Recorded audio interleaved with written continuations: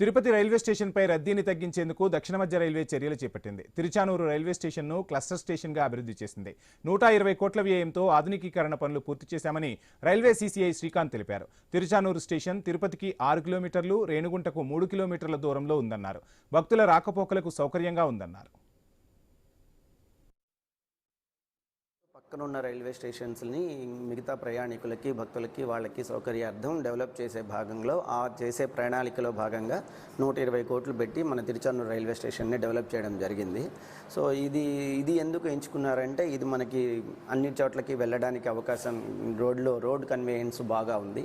ఇటు నుంచి ఇట్లా మంగళం సైడ్ నుంచి ఇట్లా తిరుపతిలోకి వెళ్ళక్కర్లేకుండా కొండ మీదకి వెళ్ళే అవకాశము ఉంది.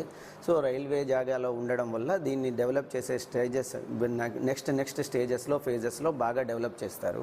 సో ఇప్పుడు ఈ చిన్న ముందు రెండు ట్రైన్లు రన్ అవుతున్నాయి. తర్వాత అలాగే ఇప్పుడు ప్రజెంట్ 5 పెయిర్స్ ఆఫ్ ట్రైన్స్, వారానికి ఒకటి జాల్నా నుంచి, నాందేడ్ నుంచి, సికింద్రాబాద్ నుంచి, దేశంలో ఎక్కడెక్కడికి వెళ్తాయి ట్రైన్స్ అనే దాంట్లో నెక్స్ట్ ఫేజెస్లో వాటిని కూడా డెవలప్ చేసి ట్రైన్లను రన్ చేయడం జరుగుతుంది.